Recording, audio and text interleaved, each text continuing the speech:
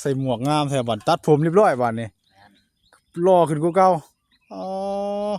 อย่างไปทางผู้สาวสิกรีดแซวๆไปจักอันนี้ย่านอยู่เด้เนาะเออคือรอคือขาวขึ้นบัดนี้เนาะรอแล้วใส่เสื้อแขนยาวตลอดเออถ้าโกนหนวดข้างให้จังน้อยนี่กาบริกรเนี่ยตรงอย่างนี้กัน จงเมียนบ่ตัวนี้ว่าคนชนีอยู่ดีนี่ ฮะ คนชนีอยู่นี่ โอ้ บ่อยากโกน ตัวนี้จงไว้ก่อนตัวนี้เอ่อตัดแต่ผมละพ่อเนาะเอ่อ มีคนชนีครับก็ มีคนชะนีโอ้คนชะนีบ่นี่น่ะ แม่นแหละ เออคนชะนีเนาะชะนีนี่ผู้สาวมักบ่คือที่ไหน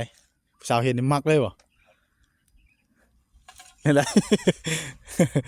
แต่ว่ามันก็ขึ้นชื่อว่าคนชะนีเนาะโอ้คือมาอยู่บนใหม่บ่นี่เนาะเอากับสบายดีและสวัสดีเด้อพ่อแม่พี่น้อง FC เบิร์ดสู่คู่สู่คนเนาะยินดีต้อนรับเข้าสู่ช่อง YouTube บ่าวบุญเผย Channel อีกแล้วพี่น้องเอ้ยมื้อนี้เนาะพบพ่อกับช่องบ่าวบุญเผยมื้อนี้ก็อ่าเข้ามาหาทั้งน้องสิงห์เพิ่นพี่น้องกันเนาะถือว่าเคยเข้ามาหาเพิ่นตั้งแต่อยู่บ่อนเก่าพุ่นพี่น้องกันเนาะตอนนี้เพิ่นได้ที่ดินใหม่แล้วพี่น้องกันเนาะแล้วก็มาอาศัยอยู่บ่อนใหม่แล้วพี่น้องกันเนาะพอดีว่าทางหมอเจนเหมือนกับพาเขามาเบิ่งวันที่ใหม่เลยก็มีข่าวดีมาเรื่อยๆเพิ่นว่าเนาะทางบ่าวสิงห์เพิ่นก็สิมีเสามีสังกะสอกะสีเนาะทางบ่าวเจนกับบ่าวสาลีบ่าวแอนเพิ่นพากันเฮ็ดตูบให้เพิ่นเมื่อวานนี่เนาะพี่น้องเนาะถือว่าพังบ่อนเผยก็ได้มาถ่ายคลิปข้างนอกมื้อนี้พี่น้องเนาะจังไดก็ฝากเป็นกำลังใจทางบ่าวบุญเผยนี่เด้อพี่น้องเนาะก็ถือว่ามื้อนี้ก็มาแต่หาทั้งน้องไล่แล้วก็ทั้งน้องแต่ผู้ใดพี่น้องเนาะแต่ว่ายังบ่ทันได้ฮู้เรื่องราวคักปานใดเนาะทางของสองกัมสองฝ่ายทางน้องแต่กับน้องไล่เนาะว่าเรื่องราวมันเป็นจังไรเนาะพี่น้องเนาะเฮาก็ต้องติดตามรับชมเบิ่งนำกันเด้อพี่น้องเด้อเนาะระหว่างเรื่องน้องแต่กับน้องไล่ว่าเพิ่นสาเหตุเป็นอะไรยังบ่จบพี่น้องเนาะฟังทางนึงแบบเว้าไปอีกแนวนึงฟังทางนึงก็แนวนึงเนาะไปถ้าเฮามาฮอดมาถึงแล้วก็เข้าไปโอ้ลมกับทางทีมงานเฮาแล้วก็ทางน้องสิงห์ก่อนพี่น้องเนาะแสดงความดีใจกับเพิ่นก่อนเพิ่นได้มาอยู่ทีมดินดอนไม้เนาะก็บ่ไกลจากวงเก้าปานใดพี่น้องเนาะผมจะทนทางพุ่นแล้วก็ยับมาอีกหน่อยนึงถือว่ามามื้อนี้ก็ฝนตกพี่น้องเนาะแล้วก็แดดบัดนี้ไปพี่น้องเอ้ยตามเบิ่งนำกันโดยพี่น้องเนาะเปิดภาพมามื้อนี้ก็เห็นกระท่อมวิวแบบใหม่บัดนี้เนาะคือฮ้อนมาแทบบาดนี่ฝนตกนี่บ่เหมาะเนาะภายนี่เนาะมาทำการ3คนมื้อนี้พี่น้องเอ้ยสบายดีเด้อเนาะสบายดีบ่าวแซนบ่าวสาลีบ่ได้เห็นกันโลนได้พี่น้องเอ้ยเนาะ ตุกมาวันให้เงาเนาะ อยู่ในไปตังเอ้าได้เนาะ เอาให้ดีร่วมกันเงานี่บ่ที่ดินตอนใหม่แล้วนะ แม่แม่ โอ้ นี่รักเด็กรักเลยทางเฮ้ยเนาะ โอ้ละทางเลยเนาะ มื้อเช้านี้ก็มาเอ็มเนาะ ถือว่าลืมแปลนแล้ว ตั้งแต่หมู่นี้ก็ยังเฮ็ดบ่ทันได้ ที่ใหม่พี่น้องเลยเนาะดีใจนำแล้วคอยหลังกล้องนะพวกนี้คอยเห็นนะนะคือแม่ไข่แท้ๆนะ จีก็จะไปยั อัญชลี นี่ใครอยู่นี่ดิ โอ้ย ไข่แล้วอยู่เนี่ย นี่บ่ เสียงเช้าหน่อยดิ ว่าไปดิ อ่า เอาเฮ็ดไข่กัน เนาะคือเห็นที่เจ้าคอยเบิ่งคลิปเห็นที่เจ้าเฮ็ดแล้วว่าเนี่ย แม่น บ่เสียได้เฮ็ดนะ บ่แซนบ่พากันใส่กรุ๊กกลัวอยู่3คนบ่4คน ไข่แตกเลยข่อย เฮ็ดกระท่อมนี่ไข่แตกเลย ซุ่มยาอยู่นี่ก็ แม่นเจ้ากินงูหลายจัก ดูจะลงจะดี สู้บ่เก่งนะมันนี่เนาะ สู้บ่เก่งบ่ได้ โอ้ย ปวดว่ากระโตน เอาไผฉันน่ะ ไผน่ะนี่ทางน้องสิงห์บ่น่ะเออคือเก่าบ่น่ะ คนใหม่เด้ สิงคนใหม่บ่บัดนี่ โอ้ คือหล่อเก่าเนาะ โลบ่ หล่อได้บัดนี่ อันนะว่าอยู่เปอร์เซ็นต์ได้บ่โลบ่ โอ้ยหล่อแต่เก่าหรอกอันนี้ นะ ต้องคอยเข้าไปถามทางน้องสิงห์เพิ่นกันเด้อ โดยอ๋อได้มาอยู่ที่ใหม่ทางน้องสิงห์จะเป็นคนใหม่บาดนี้พี่น้องเอ้ยสบายดีเด้อน้องสิงห์อ๋อใส่หมวกงามแท้บัดตัดผมเรียบร้อยบาดนี้หล่อขึ้นกว่าเก่าอ๋อย่างไปนำทางผู้สาวสิกรีดแซวๆไปจักอันนี้ย่านอยู่เด้เนาะคือหล่อคือขาวขึ้นบัดนี้เนาะหล่อแล้วใส่เสื้อแขนยาวตลอดถ้าโกนหนวดข้างให้จังน้อยนี่ กาโกริโกนในตรงอย่างนี้กัน จงเมียนบ่ตัวนี้ ว่าคนชนีอยู่ดีนี่ ฮะ คนชนีอยู่นี่ โอ้ บ่อยากโกน ตัวนี้จงไว้ก่อนตัวนี้ แม่น ตัดแต่ผมละพ่อเนาะมีคนชนีครับก็ มีคนชะนี แม่น โอ้คนชะนีบ่นี่น่ะ แม่นอะไร เออคนชะนีเนาะชะนีนี่ผู้สาวมักบ่คือที่ไหนผู้สาวเห็นนี่มักเลยบ่นี่แหละ แต่ว่ามันก็ขึ้นชื่อว่าคนชะนีเนาะ แม่น โอ้อันนี้บ่ที่ดินใหม่เจ้าน่ะ แม่น เป็นของเจ้าเรียบร้อยบัดนี้โอ้คักหลายมาอยู่บนปลูกไม้มันยังไม้อีกบัดนี้ง่ายมาอยู่จักมื้อแล้วอยู่นี่ ถ้าเขาใหญ่มาวานนี่ หากง่ายมาเมื่อวานนี้นอนได้คืนหนึงแล้วเนาะฟันดีอยู่บ่มานอนดินตอนใหม่นี่ ป่วยด้วยฟัน บ่ได้ฟันครับ แม่น รับคักปานยัง บ่ได้รับแต่ว่าคนตก บ่ได้รับฝนตกโดยเฮ้ยเรามานั่งโฮมไปแดดฝนตกแล้วบ่แดดพี่น้องเนาะถามทายทางน้องสิงห์เพิ่นก่อนบ่ได้มาพบพ่อกันโดนเลยพี่น้องเนาะพ่อถวยก็ช่วงนี้ก็ค่าดำไห้ดำนาเฮาก็ซับไปนี่แหละเนาะเฮ็ดอยู่ห่มนี่เฮาก็ซับไปบนเฮาสินั่งชิลินนี่แหละโอ้ได้จกคือว่าสิมีข่าวดีมาอีกว่าสิมาซื้อเสาซื้อหยังบ่แม่นบ่น้องสิงห์เสาเฮือนบ่โอ้ทางผู้ใดทางบ่แสนบ่คือทางบ่แอน ทางบ่เห็น ทางบ่แอนเนาะจักต้นเสานะ เสา6 ต้น 6 ต้นโอ้โดยเอาพี่น้องเอ้ยเนาะมาอยู่ที่ใหม่แล้วก็สิมีเฮ็ดเฮือนเฮ็ดหยังให้เพิ่นบาดทางน้องสิงห์ก็ได้เอาดีใจนํกินข้าวกับหยังมื้อนี้ ลูกมี ลูกมีโอ้มาก็แต่ช่วงเพิ่นเจ็บท้องกระเพาะขึ้นพุ่นแหละพี่น้องอะเนาะจำได้อยู่บ่ ก็ จำหน้าได้อยู่บ่ จำหน้าได้อยู่ จำได้อยู่เนาะแต่ชื่อได้ซะ แต่ชื่อนี่จำบ่ได้ จำบ่ได้โอ้โดยจำบ่ได้อีกเพิ่นว่าเนาะคักแล้วมาอยู่นี่ก็โล่งอีกแบบหนึงบ่ใกล้ทางปานใดเนาะมันก็บ่เปรี้ยวปานใดแต่ว่ามันอยู่นี่เฮาก็ปลอดภัยเลยพี่น้องเนาะคือได้ยินว่ามีโจรมีหยังมาลักอันน่ะดอกไฟจ้ะบ่กลางคืนบ่ ช่วง5 โมงเช้า 5 โมงเช้าเจ้ายังนอนอยู่ตอนน่ะแล้วไฟบัดนี้เจ้าใต้ไว้ใช้น่ะ ก็เอาไว้อยู่ข้างบนนอนน่ะ บ่เช้าน้ำมือได้บ่ แต่ว่าได้ยิน ได้ยินอยู่ครับ ได้ยิน แต่ว่ามันอยู่นอกบ่จะไว้น่ะอยู่ใน ไว้อยู่ไหนอยู่ในเพิ่นก็มาเอาแต่นั้นสิบ่เฮ็ดหยังเจ้าบ่ แต่ว่าถอดเกือบไว้ เขาเกิบน่ะเห็นเกิบน่ะ เกือบเห็นหลักฐานเห็น อ๋อ เกือบซบกูดับ เห็นอยู่ทางเห็นในคลิปอยู่เกือบซบคูดำแต่ว่าเพิ่นเอาไปแต่ดอกนั้น แต่แฟนน่ะยังอยู่ ยัง อ๋อแต่ว่ามื้อนี้ทางบ่แซนเพิ่นซื้อมาให้ใหม่แล้วเนาะแต่ก่อนนั้นก็ทางบ่แซนบ่ซื้อมาให้อ๋อเอาเพิ่นซื้อมาให้ใหม่แล้วก็ เฮาก็รักษาไว้ดีๆบัดนี้เด้อเวลาเฮาสิไปหันไปนี่ก็ไปฝากไว้เฮือนเจ้าของดินนี่นะบ่ฝากไว้คือสิบ่ได้ไปใช้แล้ววะบัดนี้ ไปในบ้านในหยังก็ไปอยู่บ่ ก็ไปแล้วก็พาไปพามาล่ะ พาไปพามาเอ่อหมวกใหม่เนาะหมวกไผซื้อหมวกให้นี่ หมวกสบูน สาบูนโอ้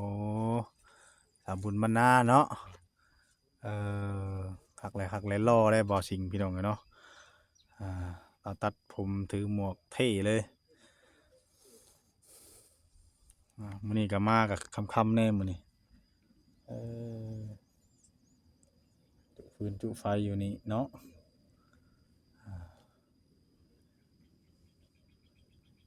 เวลาอาบน้ำอาบในก็ไปอาบอยู่หนองเก่าบ่นี่คือได โน้ตอยู่นี่เลย มีหนองบ่อยู่นี่ น้อง โอ้หนองบ่น่ะ น้อง เออคักกว่าเก่าเอาตาติดตามเบิ่งกันไปเรื่อยๆพี่น้องเนาะทางน้องสิงห์มันก็มีข่าวดีเข้ามาอีกแล้วว่าซั่นเนาะได้ยินทางบ่าวแสนเพิ่นแจ้งว่าจะสิเป็นข่าวดีหยังเนาะแต่ว่าแล้วรอรุ่นนะพี่น้องเนาะรอรุ่นไปคลิปต่อไปเพิ่นว่าเนาะอาจสิแม่นสังกะสอกสังกะสีนี่บ่จักมีเสามาแล้วเนาะทางหมอแอนอาจจะเป็นพวกไม้พวกตอกอหยังก็แล้วแต่แหละพี่น้องเนาะดีใจอยู่บ่ทางน้องสิงห์ ก็ดีใจอยู่ ดีใจเนาะดีใจชุดๆเลยเนาะเจ้าได้ที่ดอกที่ดินตอนใหม่นี่ทั้ง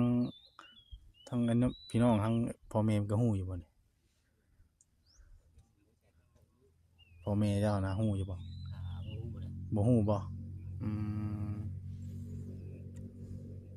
ยันว่าจะว่าเพิ่นฮู้เพิ่นหยังจักก็ดีใจนำลูกที่ซั่นเนาะแต่ว่าเพิ่นก็อยู่บ้านน้าชายนี่แหละวะอยู่ไสพ่อแม่นะ แต่ว่าแม่อยู่ไทย แม่อยู่ไทยโอ้แม่เป็นคนไทย แม่ไปเอาผัวคนไทย เอาไปเอาผัวคนไทย แม่น พ่อเด้ค่ะ ก็เอาเมียใหม่ เอาเมียใหม่ยังอยู่บ้านอยู่เดี๋ยวนี้ อยู่บ้าน โอ้บ่แล้วก็ต่างคนต่างแยกทางกันแล้วอืมโดยอ่าแต่เรียกว่าเพิ่นยังอยู่นำกันอย่างหยังเนาะแต่ว่าเพิ่นก็ต่างคนก็ต่างแยกทางกันไปมีครอบครัวใหม่อืมอืมเอ่อจากรักหันเนาะเด่นดินเนาะรักหันมาเป็นหันแล้วก็มารักนี่เนาะมาตามข้างนี่แหละวะแม่นบ่คุณบ่ เรื่อยไป คุณกับไปใช่ตัวนั้นกูจากจิกนี้โอ้มันมีอยู่พี่น้องอะเนาะโอ้กวงอยู่คักอืมยกง่ายมาเครื่องของเตียงต่างมานี่คนให้รถว่าแสนได้มาวานนี่เนาะเออเอาคอยทำความสะอาดไปเรื่อยๆแล้วซับหญ้าซับหุ่นไปวันใดมันเป็นคุมเป็นอย่างวันที่มีหน้าเฮียกับขุดโพนนี้แล้วก็มาถมใช้หมอยมันเป็นตะลุกน้ำขังคอยปรับคอยเฮ็ดไปแต่ละมือตอนเฮ็ดตัดเช้าตัดแรงเอามันแดดกับมือเล็กมือน้อยมันก็คอยสะอาดไปถ้าเฮาบ่ซับบ่พันบ่หยังมันสิค่ำคืนมายุ่งลายบ่ ก็ยุ่งหลายอยู่ น่าสิหลายอยู่พี่น้องเนาะเราต้องพันให้มันแปลนบ่ให้มันมียุงพันให้มันแปลนแล้วก็ดังฟืนดังไฟนี่แหละคำมาเขาคือว่าคำมาแล้วก็เขามุ่งรถเนาะ มันยุ่งหลายอยู่แล้วพี่น้องเนาะอยู่ในป่าเดี๋ยวเฮามาอยู่น่ะมันถ้าเฮาซับเฮาแปลนไปมันก็บ่มีปานใดดอก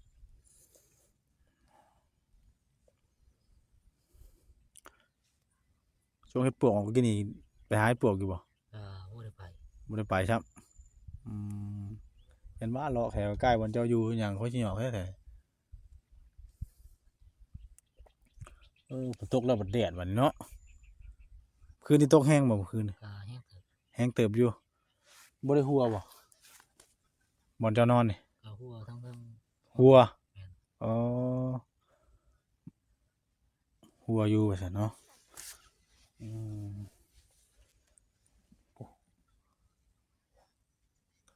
ตั้งมัดใส่ห่มกุกอันนี้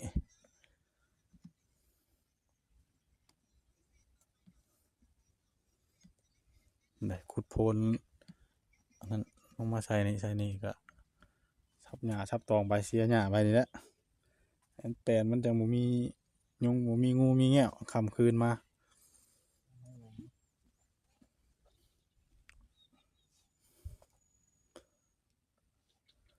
เจ้าจับจกมายังเจ้าสิเสียหญ้าบ่กินนี่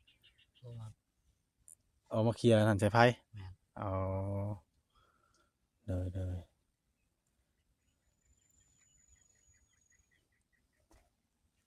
โอ้เตียงก็พอดีเป็น3เตียงบัดนี้เนาะอืม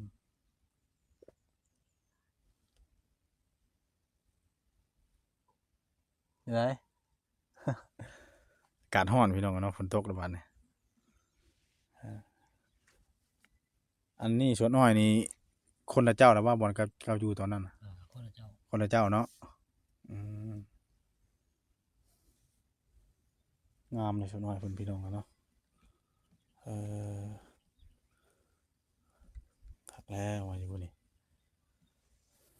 มีไผเข้ามาหาน้ำแน่แต่เช้านี่ขาเช้ามานี่นะ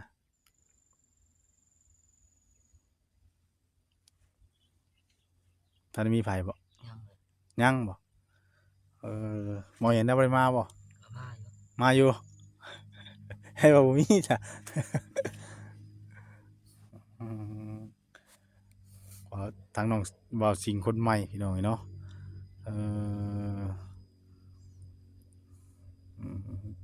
เริ่มพัฒนาตัวเองแล้วรอขึ้นกว่าเก่าแล้วบัดนี้ตัดผม